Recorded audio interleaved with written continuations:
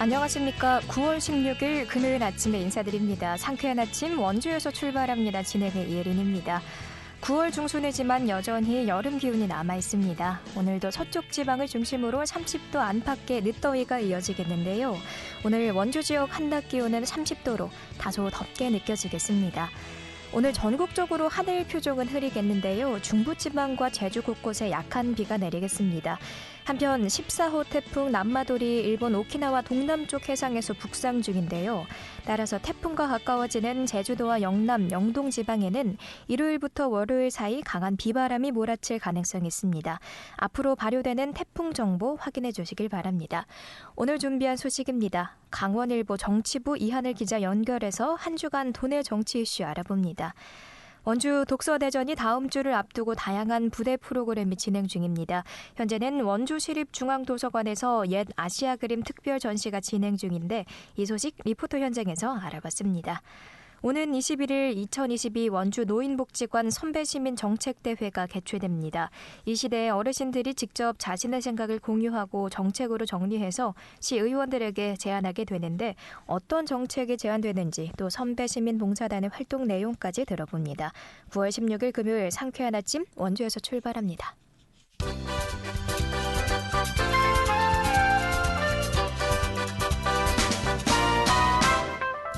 오늘의 뉴스입니다.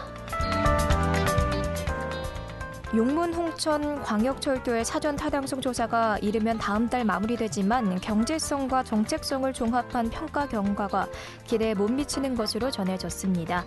여기에 정부가 예비 타당성 조사 면제 기준 강화 방침까지 세우고 있어 대책 마련이 시급한 상황입니다.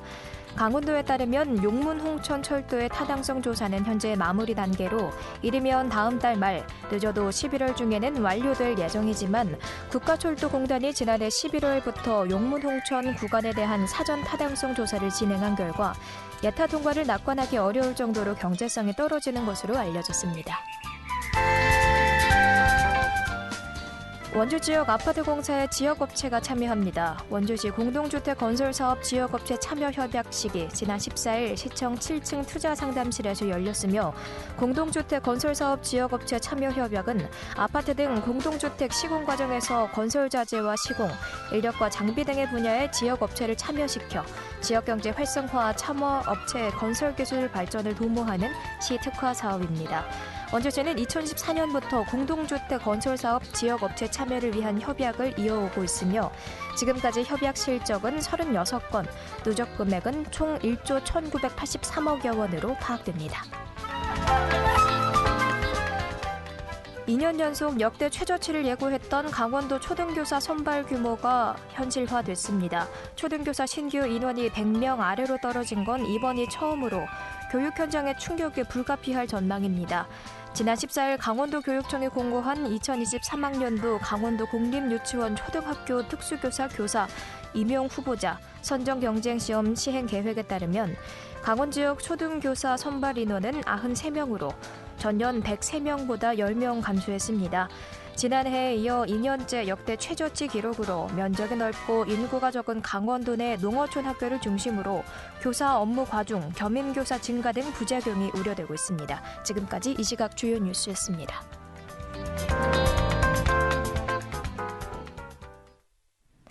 도내 정치 이슈 알아보는 시간입니다. 강원일보 정치부 이하늘 기자 연결합니다. 안녕하세요.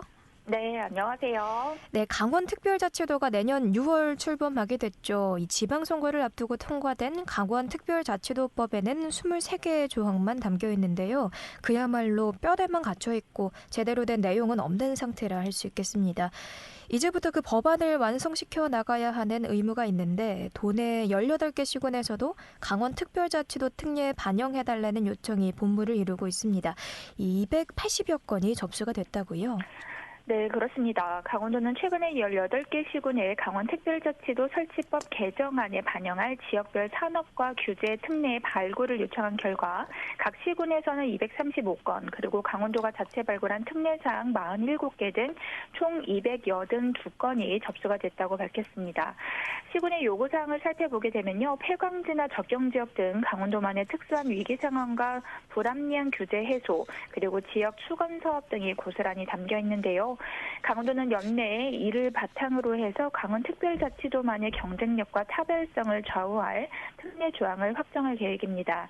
23개의 특례를 제출한 정선군의 경우에는 대표적으로 카지노업에 관한 권한과 사무 이양, 그리고 폐광지역 개발기금 법령 정비와 규제 특례를 요구했습니다. 또 여기에 49개 특례를 요구한 화천의 경우에는요. 10건이 군사규제 완화에 대한 요구했는데요. 군급식 적정지 농축수산물 우선구매 의무화, 그리고 군사시설 사업의 수의계약 적용, 적정지 국방개혁 미활용 부지 처분 특례 등이 대표적입니다. 양양의 경우에는 오색 케이블카 설치와 산지관리 권한 이양과 함께 제주도에서 시행하고 있는 양양공항 사전 면세점 설치, 그리고 외국인 관광객 무사증 입국제도 시행 등을 요청을 했습니다. 네, 춘천, 원주, 강릉 등의 도내 도시권에서는 산업특례를 요청했죠. 네, 그렇습니다. 15개 과제를 요청한 춘천의 경우에는요, 교육특구와 연구개발특구 지정을 위한 특례, 그리고 빅데이터 및 의료산업 지원 등을 요구를 했고요. 또 12개 과제를 발굴한 원주의 경우에는 반도체 클러스터 유치와 불온 국가산단 조성을 위한 규제 혁파 등을 제출했습니다. 강릉시는 환동해안 신항만 건설, 그리고 올림픽 특별구역 개발사업 지원 등 6개 과제를 요청했습니다. 이처럼 시군에서 반영을 요청한 특례는 지역개발의 오랜 족쇄와 수건 사업, 그리고 미래 먹거리 분야에 집중이 됐는데 민선 8기 지자체장의 공약사항도 일부 포함돼서 명확한 선별 기준이 없다면 자칫하면 강원특별자치도법이 정치적으로 변질될 수 있다는 우려도 나오고 있습니다. 이와 관련해서 김상영 강원특별자치도 추진 담당관은 시군은 물론이고 전문 연구진과 정부부처와 긴밀히 소통을 해서 지역의 특례에 대한 기대와 요구사항을 엄선하면서도 최대한 지역의 요구를 반영할 수 있는 강원특별법 개정을 이뤄내겠다고 말했습니다. 이 강원특별자치도 개정안 또한 국회 심사를 시작했는데 국민의힘 노용호 국회의원과 더불어민주당 허영 의원이 각각 발의한 개정안에는 국무총리실 산하의 강원특별자치도 지원위원회 설치 내용이 담겨 있다고요. 네, 그렇습니다. 국회 행정안전위원회가 지난 14일 제2차 회의를 열고 민주당 허영 의원과 국민의힘 노용호 의원이 각각 발의한 강원특별자치도 설치 등에 관한 특별법 일부 개정안을 상정을 했습니다. 허 의원은 이날 직접 회의장을 찾아서 제안 설명을 하기도 했는데요. 허영 의원은 제주도와 세종에는 법에는 지원위원회 설치 규정이 들어가 있고 또 국무총리실 산하에 지원위원회가 구성돼서 특별자치제도의 확립을 위한 다양한 역할을 수행하고 있다면서 강원특별자치도의 완성을 위한 지원위원회 설치에 힘을 보태달라고 행안위원들에게 요청을 했습니다. 이날 행안위는 해당 개정안을 비롯해서 120건의 법률안을 소위원회로 회부를 했습니다. 그렇군요. 이 앞으로의 절차는 어떻게 될까요? 네, 일단 오는 20일에는 제1소위원회를 열 것으로 전망이 되는데요. 개정안이 병합 심리돼서 이뤄지게 될 것으로 보입니다. 지금 현재 여야 국회의원을 비롯해서 김진태 강원도지사도 지난 13일 국회를 방문해서 해당 개정안의 중요성을 역설한 만큼 소위원회 상정 가능성은 높은 것으로 풀이가 되고 있습니다. 다만 소관 정보부처인 행안부에서는 지원체계 마련 필요성에는 공감하지만 추후 유사위원회와 통합해서 구성하고 또 운영할 수 있는 근거를 명시할 필요성이 있다고 입장을 보이고 있는 만큼 이와 관련해서 소위원회에서도 심도 깊은 논의가 이뤄질 것으로 보입니다. 지금 현재 정보부처에서는 세종과 제주의 지원위원회와의 통합 운영이 필요하다는 입장이 나오고 있는데 강원도 국회의원 쪽에서는 세종과 제주의 입장을 배제하고 강원도 법안에만 통합 운영을 명시해서는 안 될 문제라면서 우선 강원특별자치도만의 단독 지원위원회 필요성을 강조하고 있습니다. 네, 그런가 하면 이 국민의힘은 새로운 비대위원회를 꾸렸습니다. 주호영 비대위원장 체제는 일찍 저물었고 이에 따라 최재민 도의원도 비대위원회에서 사퇴했는데 이후 정진석 비대위원장 체제로 출범하게 됐습니다. 노용호 박정하 의원도 중심부로 들어갔죠. 네, 그렇습니다. 강원 출신의 국민의힘 노영우 국회의원이 정진석 비대위원회 체제의 비대위원장 비서실장으로 선임이 됐습니다. 또 박정아 국회의원은 수석대변인으로 유임됐는데요. 국민의힘은 지난 13일 이 같은 내용을 포함된 정진석 비대위원장 체제의 비대위원과 실무 책임자를 발표를 했습니다. 노영우 전 국장은 강릉 명륜고와 관동대를 졸업한 후에 1996년 신한국당 공채로 당에 들어가서 강원도당 사무처장과 중앙당 조직국장, 총무국장을 지낸 후에 지난 7월 비례대표직을 승계받으면서 국회에 입성하게 됐는데요. 이번 비대위원장 비서실장 임명에는 이 같은 경험이 바탕이 됐습니다. 당의 내부 사정을 잘 알고 또 국회의원들과 폭넓은 네트워크를 갖고 있다는 점이 크게 작용됐는데요.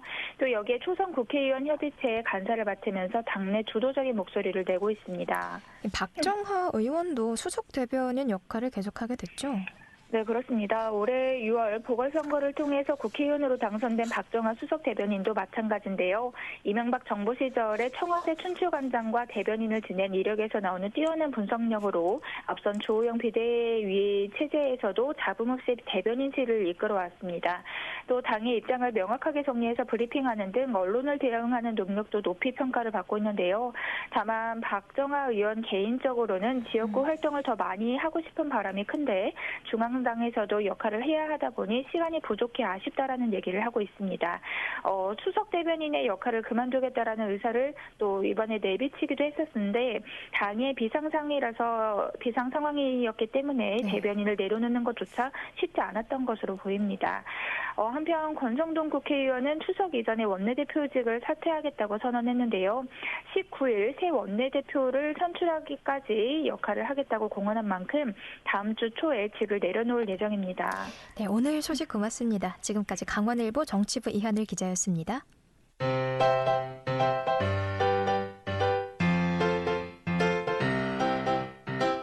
KBS 원주방송국이 유튜브 다시 듣기 서비스를 실시합니다. 매일 아침 강원 영서남부권의 뉴스와 정보를 전해드리는 상쾌한 아침 원주에서 출발합니다는 KBS 원주라디오 유튜브 채널을 통해 다시 들을 수 있습니다.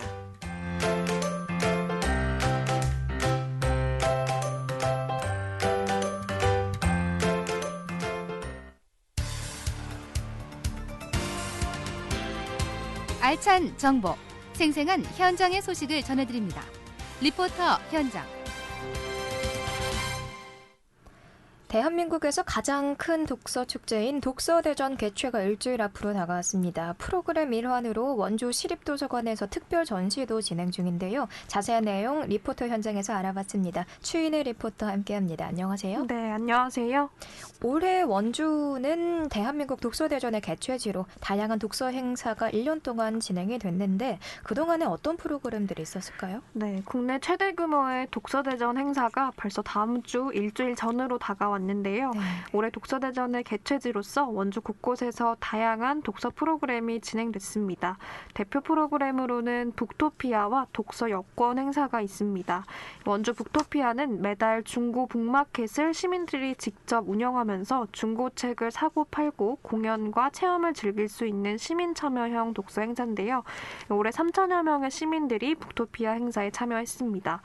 또 원주 곳곳에 책방을 들리면서 여권의 도장을 모으고 다양한 미션 이벤트를 체험하는 독서 여권 행사에서는 시민들을 대상으로 800여 권의 책이 배부됐습니다. 여러 행사에 시민들이 활발하게 참여하면서 원주시의 책 문화 공간을 탐방하고 또 독서 문화 확산에 기여하고 있는데요. 다음 주 금요일 23일부터 일요일 25일까지는 1년간 진행된 독서대전의 메인 행사, 본행사가 진행됩니다. 자세한 이야기 원주시립중앙도서관 이문희 관장에게 들어보겠습니다. 네, 곧 대한민국 독서대전 본행사가 개최됩니다. 오는 9월 23일부터 9월 23일 원주시 댄싱 공연장에서 열리는 개막식을 시작으로 9월 25일까지 학술, 강연, 공연, 전시, 체험 등 6개 분의 프로그램 30여 개를 진행하고 독서대전 유튜브 채널과 생중계하는 등 안전한 독서 축제를 위해 온 오프라인으로 동시에 진행될 예정이고요. 이를 통한 삶의 가치를 공유하고 다양한 독서 문화 확산을 위한 다양한 학술, 토론 행사가 진행되며 평소 만나고 싶었던 작가와 이야기하고 소통하는 작가 강연도 이어질 예정입니다. 독서대전 본행사와 관련된 자세한 내용은 대한민국 독서대전 홈페이지를 통해 확인하시길 바라며 시민 여러분들이 많은 관심과 참여 부탁드리겠습니다. 네, 가을을 독서의 계절이라고 하죠. 이 가을을 맞아서 프로그램을 즐기면 참 좋을 것 같습니다. 현재는 독서대전 행사의 일환으로 도서관에서 특별 전시가 진행 중이라고요? 네, 원주시립중앙도서관 전시실에서 아시아 옛 그림책 특별전이 진행 중인데요. 이번 전시는 이번 대한민국 독서대전의 메인 전시 중에 하나로 명주사 고파나 박물관의 초청 전시로 진행됩니다. 한국과 중국, 일본, 티베트, 몽골과 같은 아시아 국가의 150여 개의 명품 그림을 만날 수 있는 대규모 아시아 예술 전시인데요.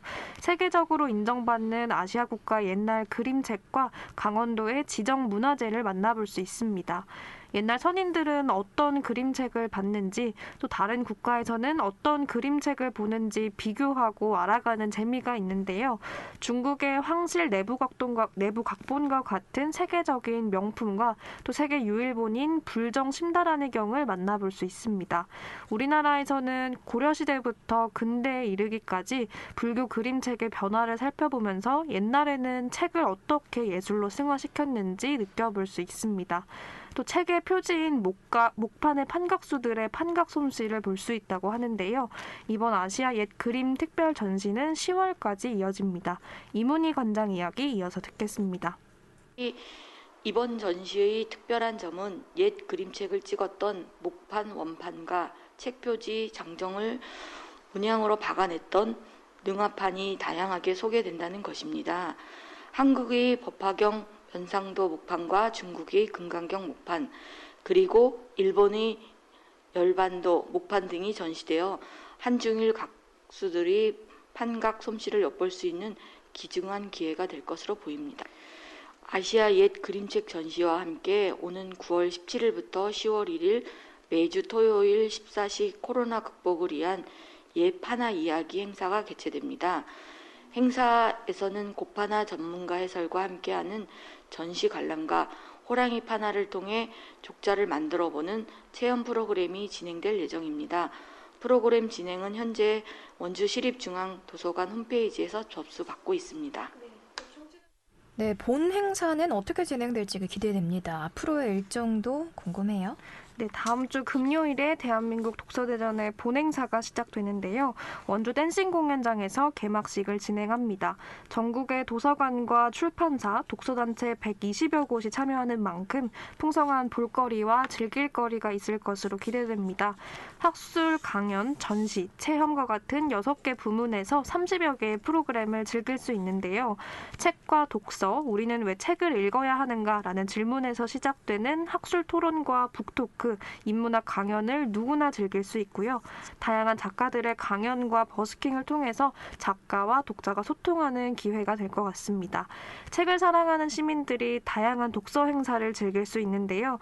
자세한 프로그램 일정과 참여 방법은 대한민국 독서대전 홈페이지에서 확인할 수 있습니다. 네, 책과 관련된 알찬 프로그램들이 기대됩니다. 유명 작가들의 강연과 여러 독서 프로그램으로 원주 시민들의 일상과 책이 가까워지는 좋은 기회가 될 것 같습니다. 오늘 소식 고맙습니다. 추인의 리포터였습니다. 네, 감사합니다.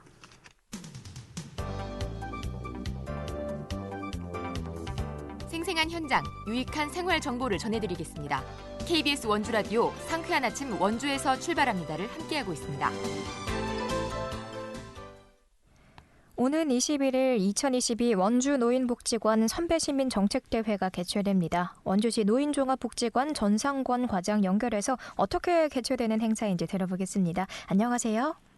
네, 안녕하세요. 네, 자세한 이야기에 앞서 선배시민봉사단 어떤 분들이 함께하는지 소개 말씀을 들어봐야겠습니다. 어르신, 노인이라는 용어는 익숙한데 선배시민이라는 용어는 아직 좀 낯섭니다. 선배시민이라는 용어를 쓰기 시작하게 된 계기부터 말씀해 주시죠. 네, 기존 나이가 많은 분들을 지칭하는 단어는 노인, 어르신, 실버, 시니어 등을 들 수 있는데 기존 수동적인 의미에서 보다 능동적이며 공동체를 생각하는 의미를 담을 수 있는 선배시민이라는 단어를 지칭하여 정하게 되었습니다. 선배시민은 시민이자 선배인 존재로서 시민권이 당연한 권리임을 자각하고 이를 누리며 공동체에 참여하여 자신은 물론 후배 시민을 위해 목소리를 내는 노인을 의미합니다. 네, 2016년에서 2017년은 선배시민대학으로 철학을 연구하였고 2018년에서 2019년은 권리형 실천을 이끄는 선배시민봉사단, 2020년부터는 선배시민총회를 개최하여 사회 문제에 관심을 가지고 WHO 고령 진화도시 8개 범주를 주제로 선정된 정책을 제안하는 활동을 진행하고 있습니다.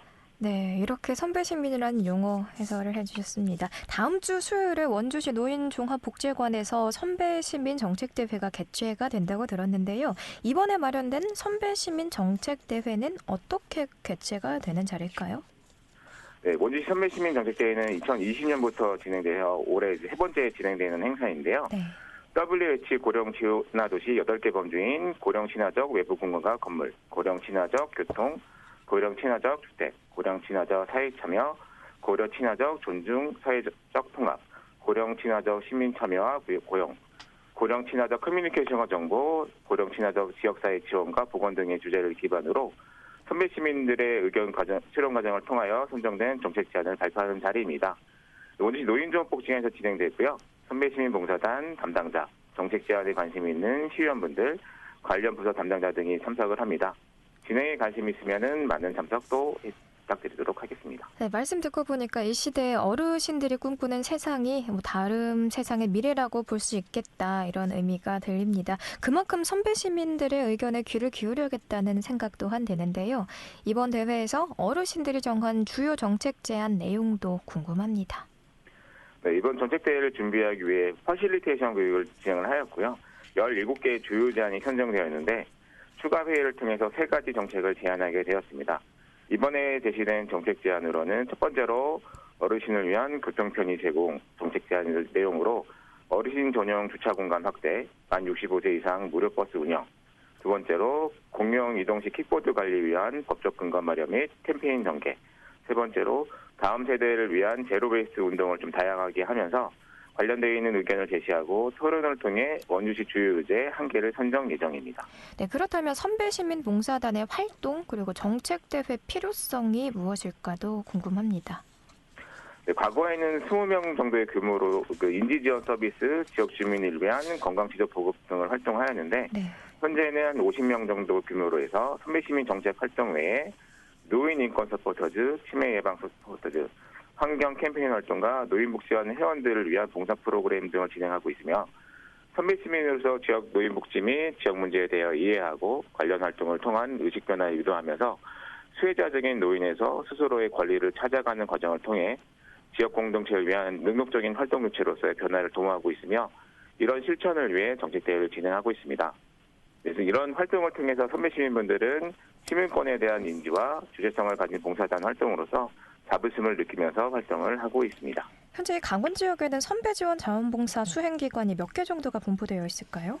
네, 강원도는 강원도 선배시민교육지원센터인 소양강댐 효나눔복지센터 외에 14개소에서 운영을 하고 있고요. 저희 원주시뿐만 아니라 10월 14일 날 강원도 선배시민 정책대회를 통해서 각 지역에서 제안된 정책 제안을 발표하는 자리도 마련되어 있습니다. 네, 이 방송을 듣고 선배시민봉사단에 지원하고 싶은 분들이 있을 것 같습니다. 지원 기준, 신청 방법 어떻게 되는지 안내 부탁드립니다. 네, 앞에 설명드린 대로 선배시민봉사단에 관심 있는 60세 이상의 어르신 선배시민분들이면 누구나 참석 가능하고요. 관심 있는 분들은 원주시 노인종합복지관에 문의 주시면 상세하게 안내드리도록 하겠습니다. 네, 끝으로 선배시민 정책대회 관련해서 홍보 말씀과 향후 계획 듣고 마무리하겠습니다. 네, 원주시 선배시민봉사단은 이번 선배시민 정책대회를 기반으로 관련 제안이 좀 현실화될 수 있도록 관련 단체와 협의하고 자체 활동을 진행 예정입니다. 앞으로 진행될 강원도 선배시민 정책대회를 참가를 통해서 각 지역의 다양한 의견을 수렴하고 치매 예방 서포터즈, 환경 개선 활동, 디지털 배움터 안내봉사 등의 활동을 계획하고 있습니다. 앞으로 선배시민 활동에 관심 바라며 많은 관심 가져주시길 바라겠습니다. 네, 지금까지 원주시 노인종합복지관 전상권 과장이었습니다.